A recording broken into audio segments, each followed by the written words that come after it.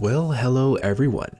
I hope you are excited for yet another single family suburban build because boy oh boy do I have one for you, and it's a suburban bungalow that I actually really love and enjoy, and I really can't wait for this episode to air. So with all that said, for those of you just discovering my channel, my name is Michael, and I want to welcome you to Sovereign Gaming in Life Sims, the YouTube channel where I build worlds, lots, and share my thoughts on video games in the life simulation gaming space. We are continuing, of course, with the speed builds of my custom SimCity world, and we are back in the Blue Water Village suburb neighborhood. And again, I have decided to up the quality just a tiny bit on my YouTube channel, so hopefully that graphic will also pop up just to show you which lot exactly we are working on. And today I am very excited for this particular build because it completes one side of the street within the Blue Water Village neighborhood, and it really kind of, well, actually, what this build does is it helps to formulate the vision that I have had for Blue Water Village since the jump and since the get-go. I've always wanted it to have a certain variance in the architectural styles that are offered in each of these single family home builds that I do here, and I also wanted it to keep to a certain color scheme while also offering a suburban gameplay style that a lot of players are a fan of, and you know, it offers a lot of options that are out there as well. So this was one where it helps to put a very important piece of the puzzle. Like, I saw the piece being placed in the last two-story suburban house build that we were doing, but today's build really completes half the side of the street, which doesn't sound like much because there is a lot more builds still to come with Blue Water Village, but I still feel that it was very important because it helps to show you guys as well what that vision looks like and how it's all going to come together. And with each of the Blue Water Village homes being completely custom built, fully decorated for the most part, we'll kind of get to that later on in this series.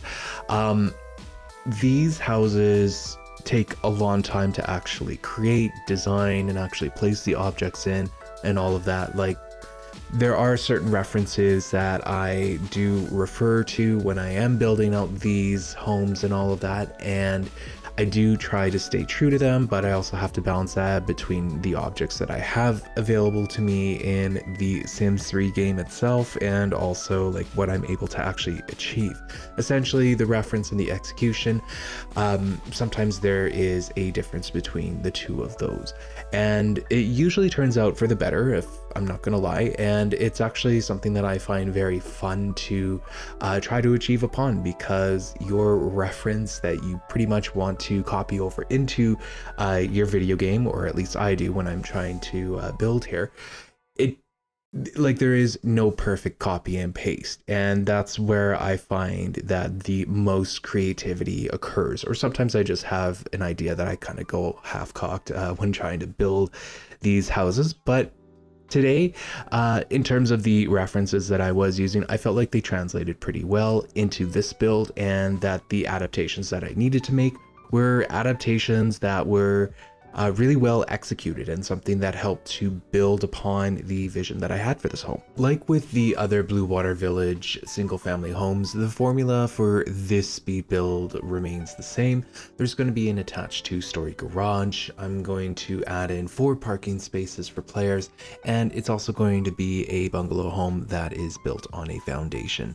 So all of those pieces of the formula still remain the same for this build. However, I'm very excited for this particular bungalow build as well, because I'm not very strong on bungalow forms when it comes to designing them in the Sims 3. Like, I've never been strong with them. And this time around, I decided to get some really specific inspiration, and I actually used Chelsea's one of Chelsea's bungalow homes. I forget the name that it was called, but it was a family home, and I'm gonna put the thumbnail of it on screen and everything. It was a really inspirational build for this particular lot, and I used it as my inspiration for both its form and also its exterior, since the exterior design was certainly something that I also wanted to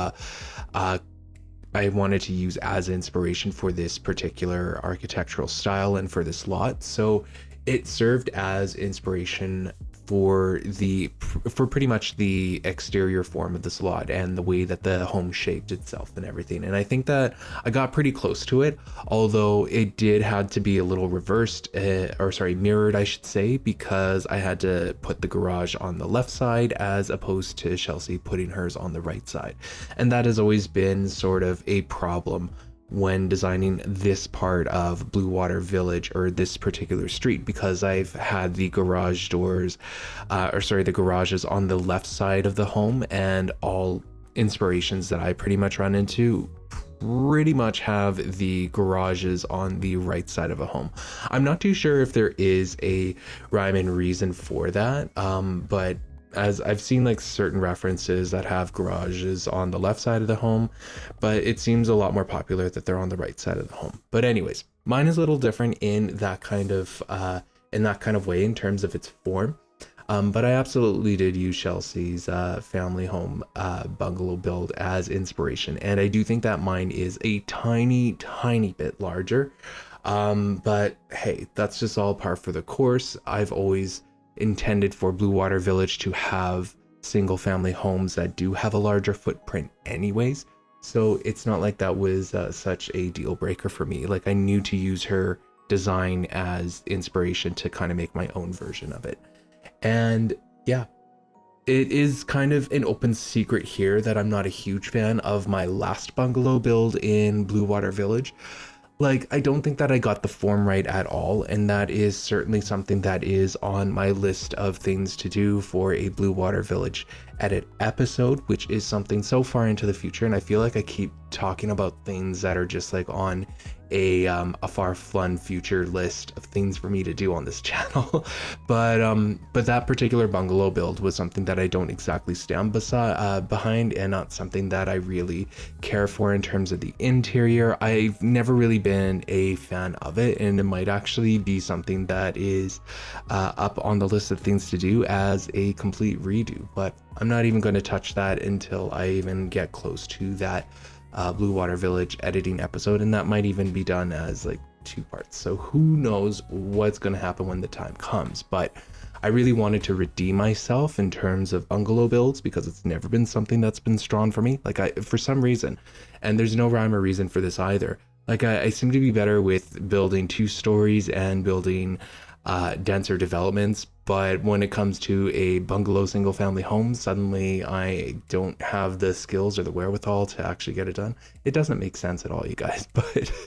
But even like even the bridge view bungalow build that I did, which is narrower, a little more urban, denser and all that, like I still don't really like, there's still some edits for that one that I still need to make, and it even had an edit episode. Anyways, I really was looking for redemption with today's speed build, and I actually think that I got it, if I am going to be completely fair here. And I really love the momentum that I have built in terms of the bungalow design and everything. So yeah, my bungalow build, and another key place where it differs from Chelsea's build, is that I love her color scheme and everything. I just felt that I leaned into it in a different way, and I decided to make mine a little more coastal, leading into like some coastal harbor themes in terms of like its story and the way that I wanted this home to like the storytelling I wanted this home to actually convey here.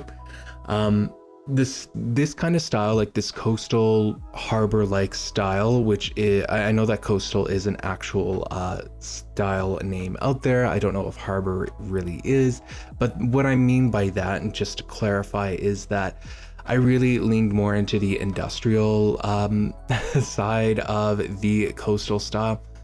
Okay, maybe I should learn how to speak before I actually speak, but When I approached this home, I really wanted to have a coastal style. And as I was building it, I kind of found that it took a little more of an industrial turn to it. So it's kind of coastal industrial. I know I was calling it harbor, but I just don't know why I was calling it that when it would really be a mix of coastal and industrial styles. Just because as soon as you put the industry by the coast, it's a harbor. All right, I gotta stop this. Anyways, this is a style that I plan to replicate in a future townhouse build within Blue Water Village, so it's going to take on a different form. Again, this is another far future thing that I continue to keep talking about in my episodes, but I plan to replicate this style because I feel like it would port over very well within a denser structure, and I feel that one of the townhouse, like one of those drive down garage townhouses would really host this kind of style very well. And so I plan to port it over whenever the time comes to when we start building the other side of Blue Water Village. But yeah, another thing that I really wanted this particular bungalow to have, and this is, again, it's no secret that I want these single family homes to have a larger footprint, is I did want to have at least 2 bedrooms on the main floor of this particular home. And where I live, a room is only considered a bedroom only if it has a window and if the window is a certain size. And it's going to differ from place to place and where you live. Some places will consider rooms without windows bedrooms, other places won't. It's all very locally controlled, so it's very hard for me to like apply that kind of standard to share that kind of standard where I'm living and thinking it applies to everyone who's watching, because it might actually not. But in the context of SimCity, even though I don't really take building regulations and building code into consideration, since this is a video game after all, it is something that I have kind of kept to the back of my mind. And it's like a building code standard that I break whenever I really see fit. For example, in the description of the last house that we built within Blue Water Village, technically only the primary suite of that build would have been considered a bedroom. The other bedrooms were in the basement, and according to my local regulations, they would only consider that one primary suite a bedroom. So, in the description for that particular home, I have listed it as a 3-bedroom home. So there I go, breaking a certain building code. But again, these building codes and these regulations are all they're all stipulated locally, so it's going to vary from area to area and all that jazz. So I just wanted to share that because in this particular build, like, I really wanted to have a 2nd bedroom on the main level because this has a bit of a larger footprint to it, and I really wanted to like just continue to try and make it.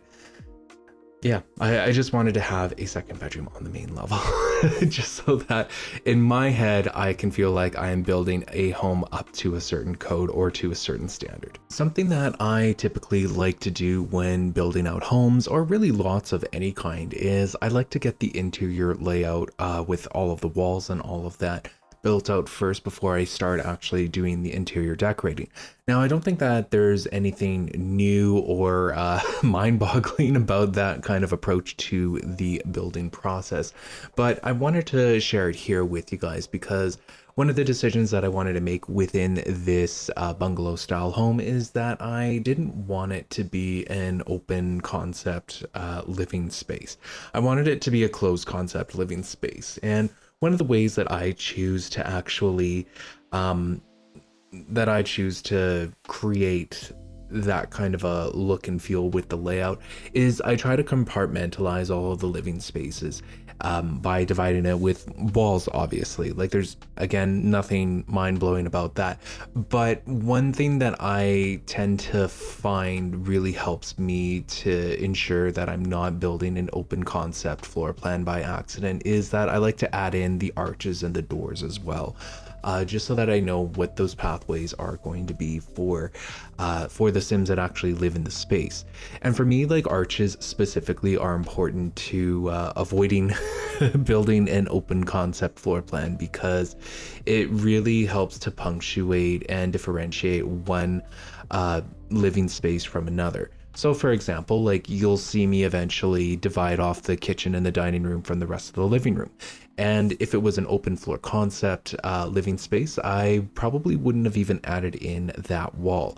And it's kind of funny that I say that, because in the last build that we did in Blue Water Village, it was an open concept floor plan, and that was something that I had intended, whereas this is very much the opposite. And I actually, as much as I respect both like open and closed floor plan concepts, I do prefer a closed floor plan concept. I feel like there's just much more you can do with the rooms and all of that, but that's just me.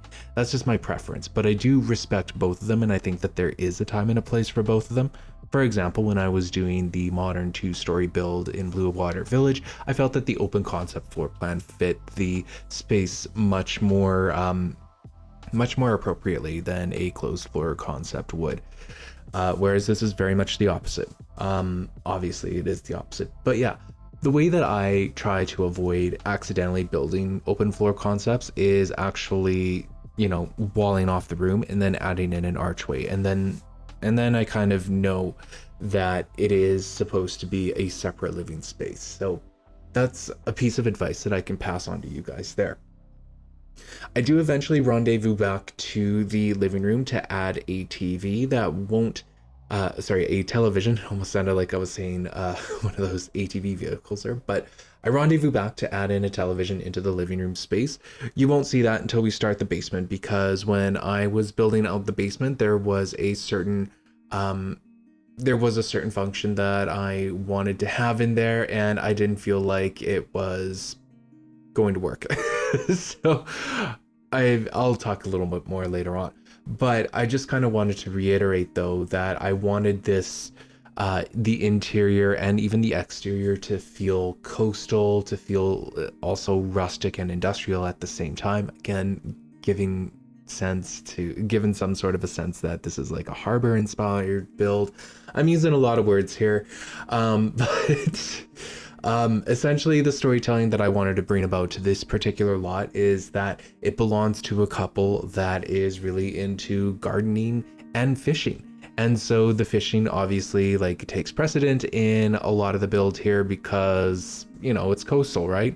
But then in the backyard, I will eventually denote some garden plots there so that you can actually get the gardening in like gardening gameplay going for this particular lot. And because like gardening and fishing goes hand in hand with each other in The Sims 3, it was really like a marriage that I think is like in terms of like the skills and the gameplays, I think it's a marriage that players will enjoy having explored in this house, and just kind of celebrating that union within like for two different skills within a house build like this.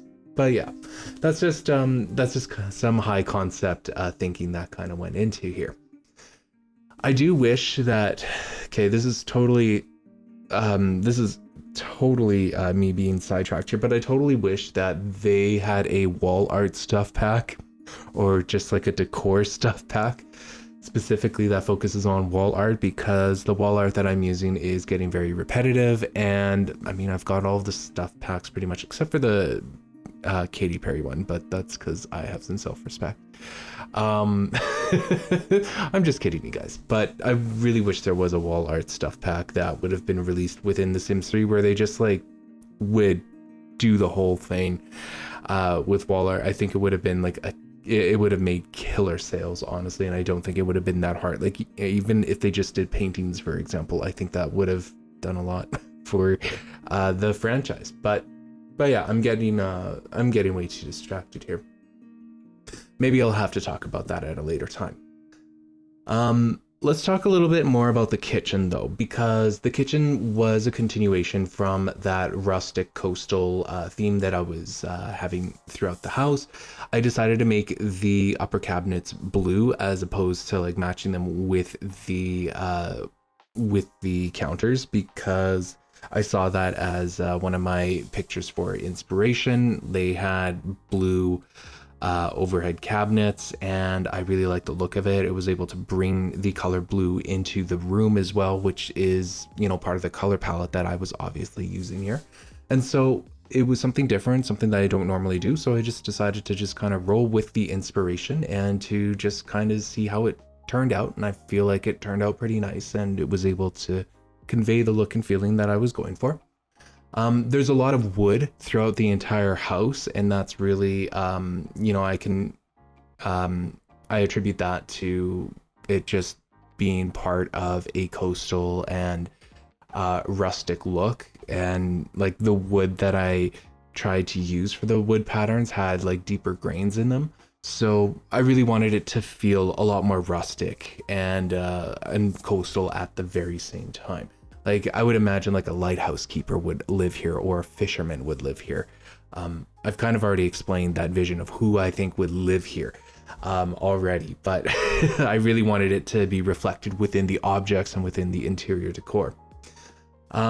Now let's talk a little bit about oversized island counters within kitchens, because I am sure that you guys noticed already, but I have to use move objects for that. I love an oversized island counter.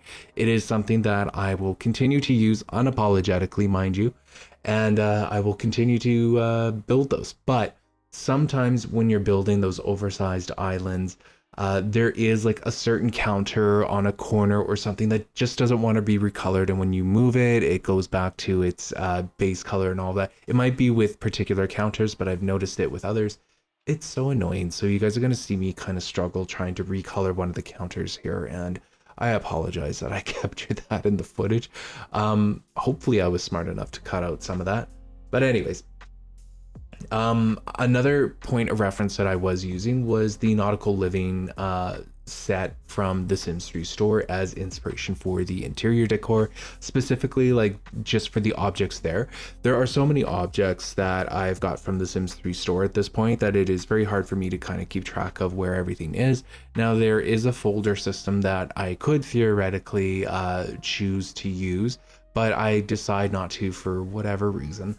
I might have to build out some of those folders or like some of those collection folders in the future, because I find that what really slows me down when building out any kind of a lot is just trying to find objects. Specifically, like when I'm trying to find food and pantry items, I find that I kind of struggle with locating those particular objects. So, you know, it might be worth a little investment of my time just to actually build out some of those collection folders going forward, but we'll really see how much time I have going with that. At the time that this episode is releasing, it'll be like in the middle of my semester of study at this time in architecture, so I really don't know how much free time I'm really going to have up until this point.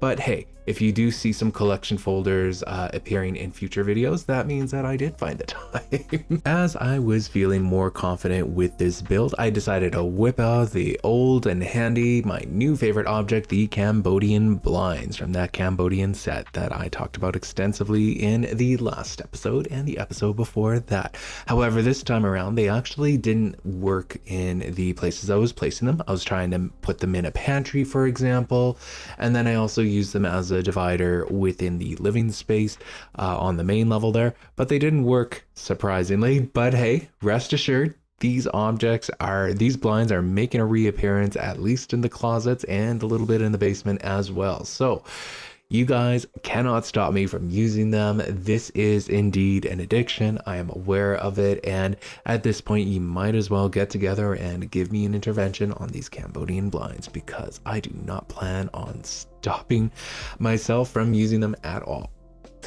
I do wish, however, that a bench object would work like with the traditional dining room table. Like this might be something that could be worth me searching custom content for, because right now, like all of the benches, they just won't work with a dining room table. Like you can put them in there, but they just don't actually function with the dining room table, and I want them to actually function as proper seating. So it might be something worth searching some custom content for, but like I'm gonna like throw a bone here to those creators. Like if that bench object does exist, I am pretty picky about animations looking smooth when Sims go to sit at this bench that's attached to a dining room table. But if that object were to exist and if the animations worked properly and everything, it would be absolutely something that I would look into adding onto this particular dining room table within the kitchen and dining room, because I think it would just really drive home the fact that this is a little more rustic than some of my other builds. And as much as I like the chairs that I used, a bench on one side, like the side closer to the nearest wall, would have just really bumped this up to the next level, I think. But hey, if such an object exists, maybe one day I will look out to find it. I'm actually going to write that down in my Blue Water Village edits notes here. I do keep a notebook of the edits and the changes that I want to make, and I'll just make a note in here that I might take a gander and see what's out there for some sort of a bench that works with dining room tables, because that might be worth me actually downloading. And yeah, that could make an appearance in future builds and stuff, and it would be something I think would be worth it if it works properly, if it looks right, and all that jazz.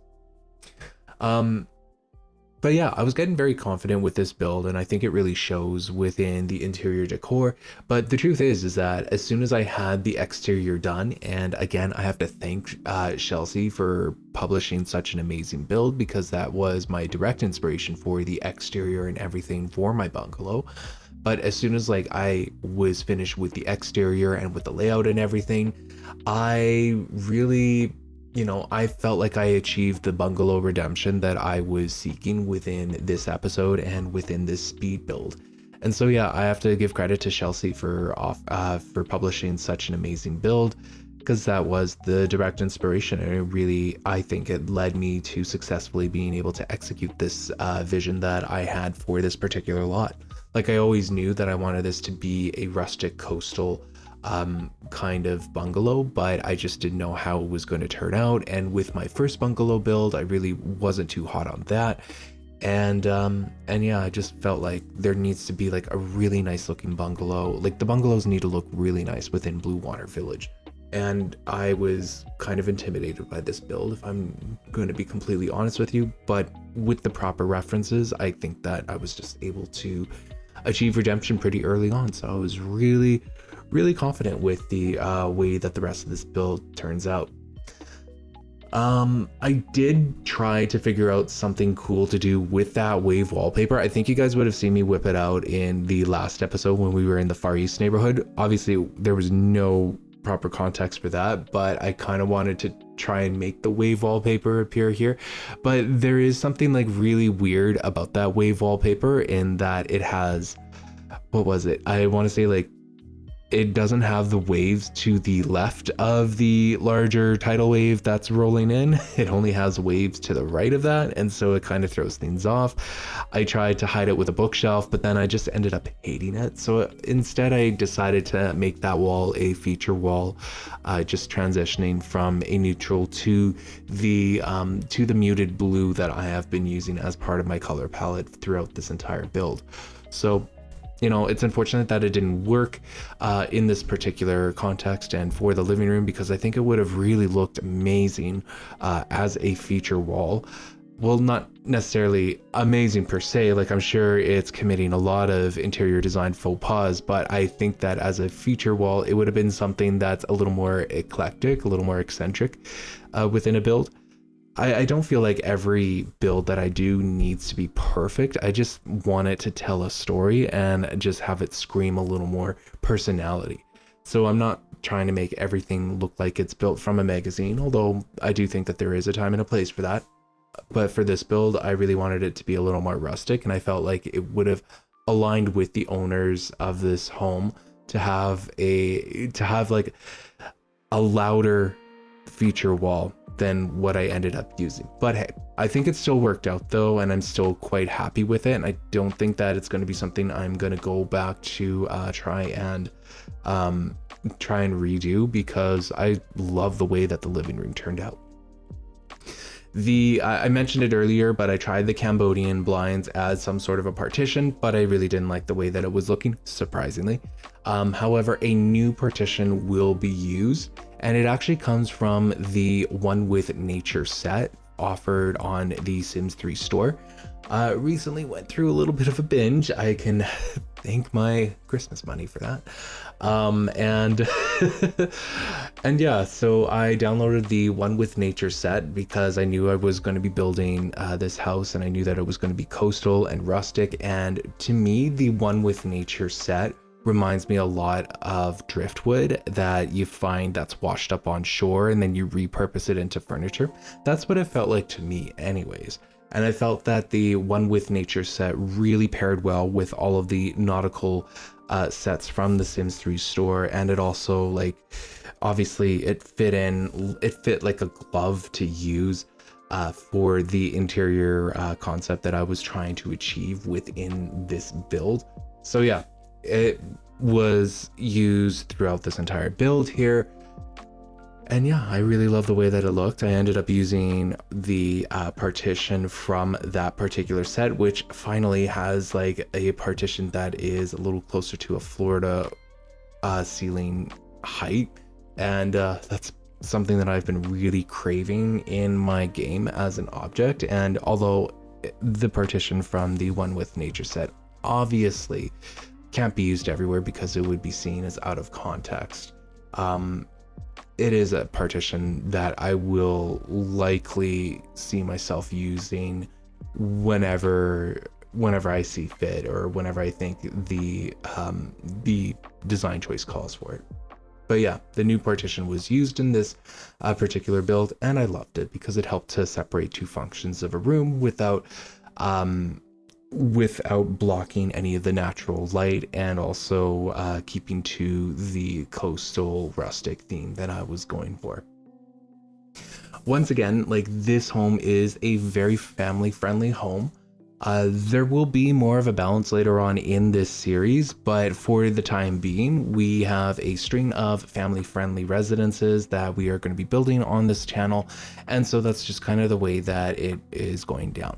When we get back into the Uptown neighborhood, which will be the neighborhood we work on after the Far East Square neighborhood, there will be more of a balance between like single living and couple living, and it'll balance itself out more against all of the family-friendly living within Blue Water Village. As I was doing the doors, I realized then that I really needed to finish the basement layout so that I can then do all of the bathrooms. So when I get around to doing the basement layout, I do map out a storage room, which I believe I explained this in the last Blue Water Village build, but within Blue Water Village, within the single family homes, I do want to actually build storage rooms as like some sort of a fake mechanical room. I explained that in that last episode there, so feel free to check that out if you really want to hear that explanation again. But anyways, I decided to drop an anchor there. And I just did it pretty much for shits and giggles, just to say the very least. No way, shape, or form do I think that an anchor would actually make its way to a storage room. In fact, it would be a little more realistic that it would make its way to a garage, for example. And, maybe if I get around to editing this lot, I might actually just change its location. But I, again, really wanted to drive home those coastal and rustic themes, and so I just kind of dropped it in the storage room just to kind of allow Sims to step over and whatnot. Anyways, the storage room has always been purely decorative anyways. It's a bit of set dressing just to try and paint a little more of a realistic picture within these single family home builds. So there's nothing lost with by doing that. So I figured, why not? Fits the theme, and I'm probably never ever going to use that object again, so may as well make a good use out of it.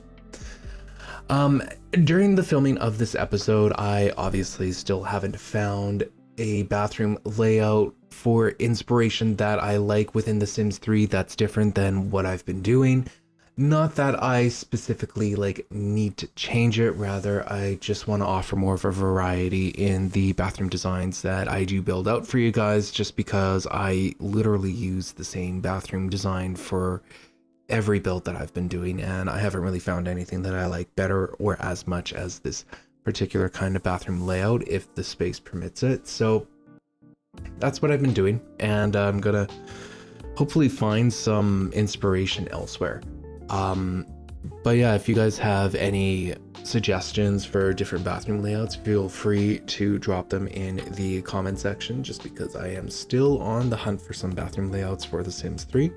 So yeah, I'd be more than happy to take a look at those. Now, I did add some wood siding to the bathroom wallpaper, which makes it feel a lot more rustic. The inspiration that I was going for was, again, a very coastal look, a coastal / rustic look for the bathrooms. And when I added in the like some additional wood siding like within the blank space there for the bathrooms, I really loved the look on it. And so when I copied over the muted blue over into it, I just absolutely fell in love with it. So I just kind of kept that as the siding there.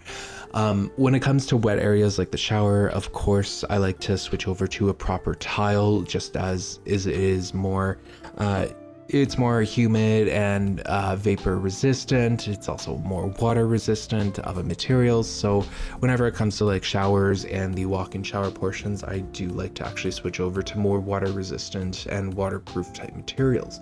Of course, we are still talking about The Sims 3 here, but yeah, it was something that I was very conscious of when switching it over. The public bathroom that is located on the ground level there, it is accessible from two sides. It is accessible from the living room, right near the fireplace, and it's also accessible from the hallway that leads to the other bedrooms. Now, the reason why I did this is because I didn't have any space for a guest powder room that guests could just kind of freshen up in. So I had to make the second bathroom on the ground level more so something that is accessible to both, your guests and, your residents. So I'm not too sure if adding dual access like from the two areas is something that was a good idea, just because I'm thinking of ventilation issues, and I guess this is just me and my schooling talking here, but I'm thinking of ventilation issues and if there's any odors that like seep out of the bathroom. Again, this is a video game, for goodness sakes, but I'm not too sure how realistic that would be. Feel free to drop a comment. Like, I have written that down as something that I might change in an upcoming Blue Water Village editing episode, but I like the idea of having two access points to this particular bathroom, because you don't need to have your guests going down to the sleeping quarters in order to use the bathroom or anything of the sort. And like, to be fair, like in more crowded spaces, like this isn't normally such an issue, but because this is a house and because we do have the space for it, this might be something that might not be appealing for homeowners and such. So, that design choice I am going to question to you guys. Do you think it's okay to have dual access to both a living and socializing space as well as to a more private space that leads to the bedrooms, or do you think it is okay as it is? So yeah, that question goes out to you guys there, so feel free to sound off in that comment section if you'd like. But yeah, the other choice that I made with the bathrooms is I have found another use for those Cambodian blinds, and I've used them as a divider for the to give it like a proper water closet feel. I used the Cambodian blinds in this in a similar context in the Far East apartment build. So I'm pretty much copying over that idea over into here, and it's an idea that I am not necessarily going to copy for every bathroom going forward, as I feel like it's one of those things that really depends upon the context. But the reason why I thought it actually fit these bathrooms is because I was already using like a lot of wood within the bathrooms themselves. Like, even the floors are wood, and I normally go for a tile within the bathroom because I think it's nice to just kind of break up your floors a little bit. And but yeah, in these bathrooms I wanted that rustic coastal feel, and with that it leans into a lot of like woods in terms of the material that's being used. So with that said, I thought that the Cambodian curtains used as like a partition from the toilet and from the other fixtures just kind of gives it like a really nice interior touch. And because everything was made out of wood, it really took the material and the coloring very well as well. So I feel like the bathrooms look a lot more upscale as opposed to it just being like, sometimes like when it comes to a rustic interior, you can get away with a lot of stuff. Like you can get away with, maybe not exposed ceilings, but you can get away with having something that's a little more rougher around the edges. And that's really the appeal with that rustic part. And I feel that by adding in these Cambodian blinds as partition dividers, it still allows light to travel throughout the room, but it also gives it ups the luxurious feel of the actual bathrooms themselves, which is not necessarily something that we equate to being like a coastal or rustic, but it was definitely a feature that I felt helps to elevate the look and feel of it a lot more than what it normally would have. I decided to add in some pirate themed curtains because I'm not taking the styling and the interior decor so seriously. I mean, I dropped an anchor in the storage room, for goodness sakes. So the pirate themed curtains will stay. And yeah, I really didn't really take it too seriously for this kind of decor style. And when else am I going to be using the pirate themed pattern from the Create a Style tool? That Create a Style tool, honestly, you guys, is something that continues to deliver even to this very day. Like there are still patterns and shapes, I suppose, that I haven't even used from the Create a Style tool, and it's something that I'm very thankful for in The Sims 3. Not only that it just exists to begin with, but that there's such a huge variety within the tool itself. Now, there are certain things where I think that they needed to improve in the variety. Like specifically, I think that the woods is something that I struggle with, and same with some more stone textures. But it's something that I've made do with since beginning this project, since playing The Sims 3, and it's not necessarily a complaint per se, but just a little bit of feedback, like where I think that they could improve some things here and there. Now, there are like custom content patterns out there. Again, like I'm not really too keen on seeking those out, but if I was really looking to minimize my downloads and all of that, I would actually seek out some custom patterns that I know I would reuse on several kinds of objects and several opportunities to use them. In the backyard, I did add a pool because everything is already very nautical. It's very coastal already, and it just would feel wrong if I didn't add a pool, or at least a hot tub. But I added a pool. I didn't add a hot tub this go around. And I really haven't built a pool in a while. I do want to introduce like pools to backyards within the single family homes of Blue Water Village, but I want to do it sparingly. I don't want to do it for every lot or every second lot. I want to do it for maybe every like third lot. I would like to see a backyard outdoor pool provided to a lot. And in this case, like what I've done so far with Blue Water Village is I've only introduced pools to bungalow builds. However, that is definitely not going to be a standard, as I am not going to shy away from having a pool built for a 2-story home, for example. So in case you guys are thinking that there's going to be a pattern, unfortunately, well, not unfortunately, but fortunately, there will not be a pattern when it comes to pools. I'll just kind of add them as I see fit, doing it sparingly here and there. And a part of the reason for that is that I do want to build a community pool lot, which is a community lot type. And I want to build that community pool within the Blue Water Village commercial area. So, and for me, like, I feel like when you're building out these kind of community lots, you do have to give like real purpose for Sims to actually visit that lot. And yeah, so that is totally in the cards. And but I also like the idea of these single family homes having their own outdoor pools and all of that for their own enjoyment. It's just that they take up a lot of space, and if I don't have any better ideas for the backyard, then I will probably lean into building out pools and whatnot. I am not sure though that I like the concrete pattern surrounding the pool. I decided to kind of break out of my mold. I used a tile that I've never really used before, and the more I look at it, the more I kind of don't like it. So I've already got it written down in my Blue Water Village edits book here, and I am definitely going to change that to a concrete like that maybe matches the blue, or one of the blue tones that we have been using throughout this entire build. I'll just surround that with the pool whenever I get around to it. And yeah, I'm gonna redesign the pool with that in mind. I do like the pool shape itself, and I do like the pool colors itself, like for the walls and for the floors of the pool. I just don't like the concrete that I bordered it with.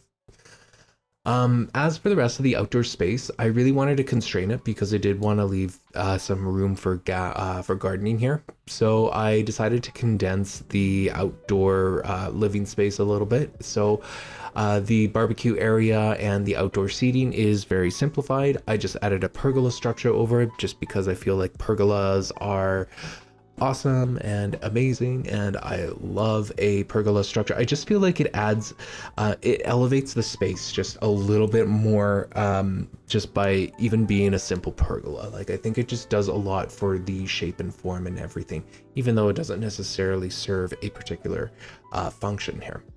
The good thing though with pergolas is that you can hang lights from the ceiling on them and then just kind of use your imagination that it's all wired and stuff. But hey, I added in a small outdoor space with a small pergola because I really wanted to leave room for the gardening plots and for the dirt plots there. Speaking of which, I absolutely struggled with the sidewalk paths, but I ended up fixing it. I had to simplify it yet again, just with a simple concrete, just with a simple concrete square. I did have to, use the Control F function to control the floor tiles with, just making them triangular and just kind of offsetting the pattern a little bit, which I think worked out really nicely here. If you do hear a cat in the background, there is a cat in the room with me. He just wants outside, and I am busy doing my audio recording, so he's just gonna have to wait. For those of you that have been with the channel for a while, you know that sometimes my cat likes to show up when it is least convenient. But hey, he wouldn't be a cat if he didn't do anything as such. The front yard, I used to feature more tropical vegetation. I did this in the last Blue Water Village build. As we are still in Blue Water Village, it's still got like some tropical feels to it, and I wanted to explore that with the vegetation. I purposely left a lot of that tropical vegetation out when doing the create a world styling for this portion of the map. And the reason being is that there are a lot of tropical plants that aren't actually in the create a world object list to select from, and so I would have more control if I did it on a lot per lot basis, which is something that I really enjoyed doing and something that I look forward to doing. And I didn't want to have like a tropical median either, just because I felt like I wanted the Blue Water Village to feel a lot more treed in and to have a lot more deciduous trees existing within it, balanced with, of course, like some tropical trees and points of vegetation here and there. This point in the front yard is one of those parts where I feel like there was a great opportunity to introduce some palm trees and some additional tropical vegetation, so I did just that. Sorry, I had to wrap up that other audio recording there quite quickly just because my cat was starting to get a little impatient, and I don't know what he's gonna do if I don't let him out of my room, so I do apologize if I ended that a little abruptly here. But as we finish up with placing some of the tropical vegetation, I am going to move on here. And now that the bathrooms have been done, including the primary ensuite, it was time to actually do the bedrooms as well. I think it's no secret that sometimes I like to get things done beforehand that I'm not really fond of, such as the bathrooms. And also, I'm not like a huge fan of doing outdoor spaces as well. And thankfully, with the way that I've set up each of the lots in Blue Water Village, the backyards aren't too huge. So I might have been my subconscious at work there. But anyways, I also kind of like to do all the bedrooms at once. Usually I like to keep them very similar to each other, or at least they use a lot of the same furniture with each other. Even when I was doing something as extensive as the Goth Manor, like the beds that I was using were still very similar. Like even the boys and girls room there, like they use a lot of the same furniture. They just use a different color palette, for example. And in this case, like for this build, I really wanted to keep each of the bedrooms like a rustic coastal interior decor theme going on here, just because it was the interior design choice that I made from the get-go, and I wanted it to also be transferred into the bedrooms and how those really and like how those interpret and handle that kind of a style as well. So yeah, those Cambodian blinds make their way to the closets where they belong. Again, I think that I can't stop talking about how amazing that those blinds are. The only thing that I might change for the closets going forward is maybe doing like some sort of a different wallpaper behind it, like just to add a little more dimension. Like I might change it to a white or something just behind it, just to give it a little bit of dimension. But yeah, I'm gonna consider that going forward with my future builds, with whenever I use those blinds for closets. But yeah, you guys, the Sims 3 community did us wrong. They slept on these Cambodian blinds, and I will use every opportunity to stick it to you guys and to let you know that these Cambodian blinds are the bee's knees here. They are the absolute best, and I don't recommend them enough. Actually, I do recommend them enough, but I'm making up for lost time, and that lost time is about like 15 years. So we got a lot of time to make up for with this. Anyways, because I had two bedrooms on the ground level, I did put one bedroom in the basement. It functions more like a teen or an adult room. It is actually technically larger than the primary bedroom. However, the primary bedroom has a primary ensuite attached to it. So it's like you get your own private bathroom there. So, you know, in my opinion, that's almost better. But yeah, I decided not to use any bunk beds.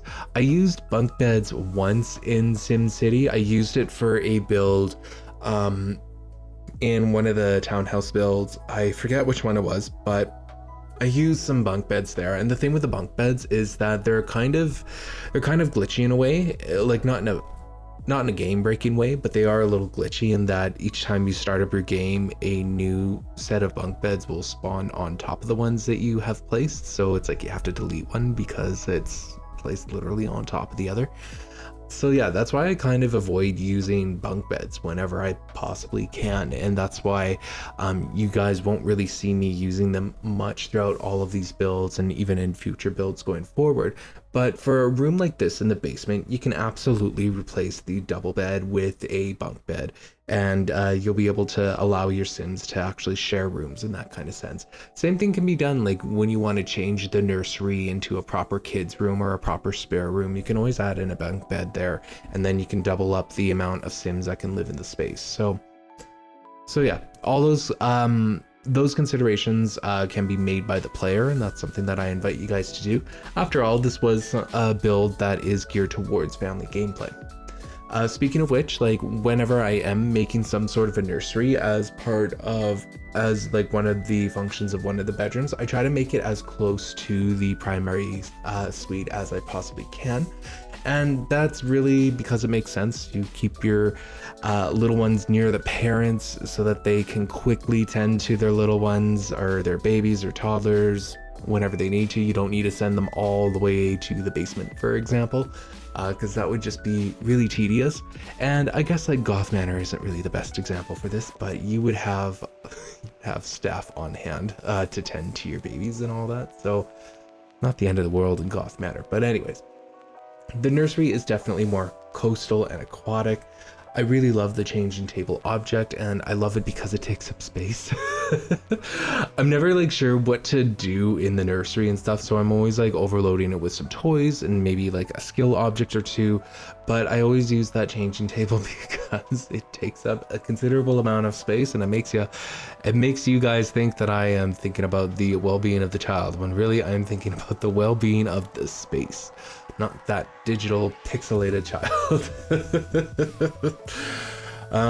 But yeah, changing tables there mostly to take space, and I really love the way that it was remixed into to fit the coastal theme.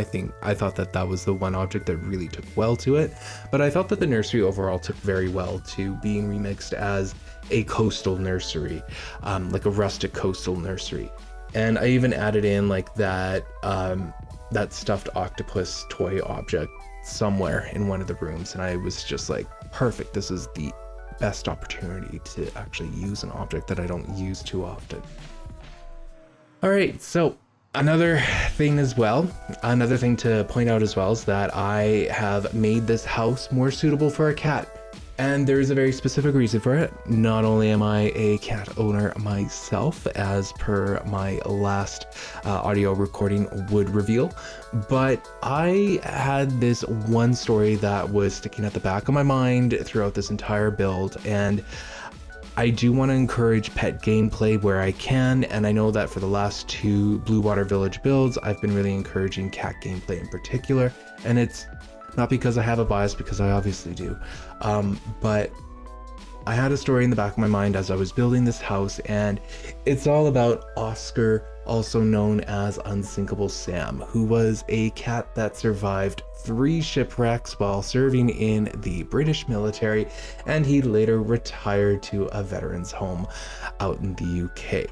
Now that is just the abridged version of the story. Of course, I'm going to throw up screenshots and maybe even drop in like a Wikipedia link or whatever if you guys are more interested in his story. And the reason why I'm keeping it abridged is because I feel like everybody's kind of heard this story. But anyways, because this house is very coastal and like rustic coastal and all of that, I felt that, you know, as a tribute to Oscar, also known as Unsinkable Sam, that I would make this house very suitable for cat gameplay. And if I ever reuse this type of style for any future builds, it will likely continue to enjoy cat gameplay. Continue to encourage cat gameplay. So yeah.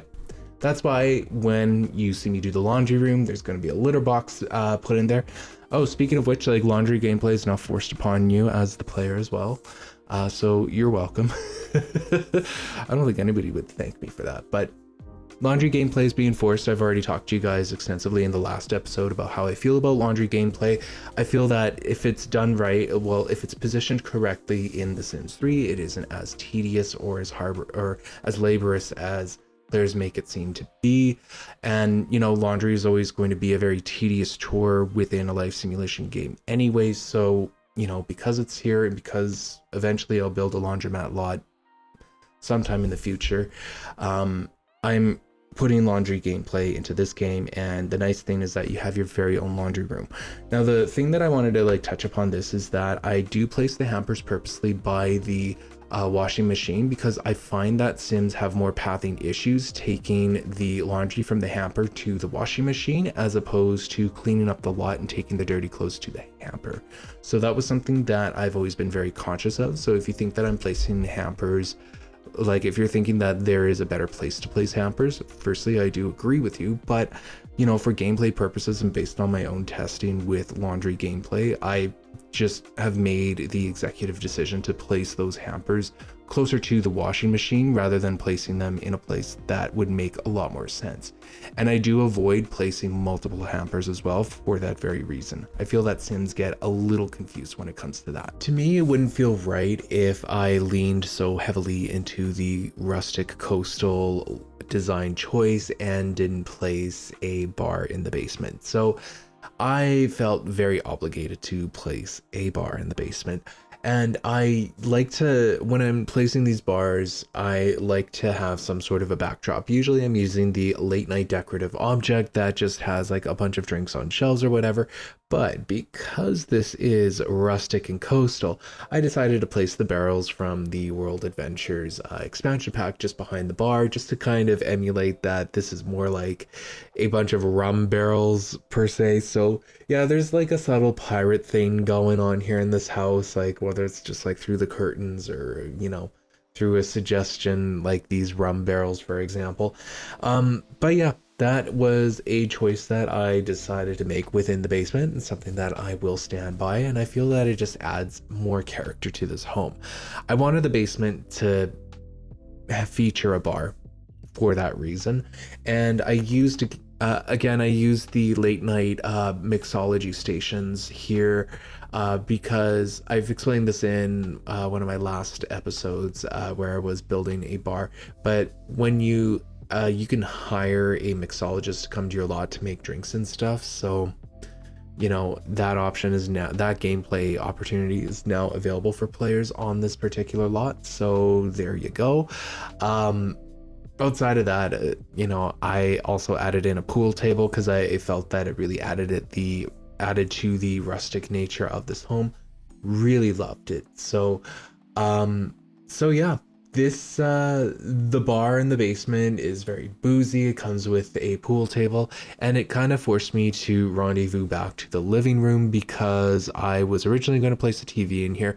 And as much as like I don't really care for TVs in real life, just because I feel like computers do everything now, and just because I don't really use TVs a lot in real life, I do think that they are quite quintessential to a Sims enjoyment of a lot. So I always make sure to add in a TV no matter what, just for gameplay purposes. And because there was just really no room in the basement, and I wasn't going to make the basement any larger because I love the footprint that it had, I decided to add the TV back into the living room, and I was able to partition it off with the partitions that came with the One with Nature set from the Sims 3 store, and I think that it looks absolutely fantastic because of it. So I'm really glad that it kind of forced my hand in that way, and that I was able to actually return back and make a few changes to the living area, which I feel is now even more functional than before. Like I mentioned before, I like to separate the media room from I like to separate media functions from the living room where I can, because I just feel like there's a time to socialize and there's a time to just kind of like chill and watch a movie and all that, and you should have separate spaces for those. But the reality is that most homes don't offer that opportunity, and I'm so glad that I was able to make them gracefully interact with each other in this particular build, because you could have some Sims like enjoying the fireplace or whatnot and talking, and still have like a bunch of like kids or whatever playing or watching TV or whatever. I just think that it's done very well in this build, whereas other builds I'm not really finding a lot of grace in mixing those two different functions. And sometimes I force that upon myself because it isn't realistic. But anyways, I love the coastal decor choice, the coastal style. In this particular build, it took on a more rustic approach to it, so it's more like coastal rustic, and it's a style that I absolutely love. I, for one, actually worked on ship vessels way back in the day, so this is something that kind of feels close to home to me, and something that is like it reminds me of that experience when I was much younger, way back in the day. So love it for that purposes. We are going to end off the build here. I'm just adding in some finishing touches here and there to the build that I'm doing. And next episode, we are going to head back to the Far East Square neighborhood. We have a night market that we have started building the first half of, and now we are going to finish the second half of that night market as well. My cat at this point is now meowing to get let back into the room that I am recording this in, so if you hear him in the background, that's just my cat saying hello. It seems that cats are a pretty predominant theme of this episode. Anyways, I am going to leave it there for now. If you've enjoyed this episode, then feel free to like this video and consider commenting or subscribing if you haven't already. And at this point, I just want to say thank you so much for watching, and that I hope you have yourself a wonderful day.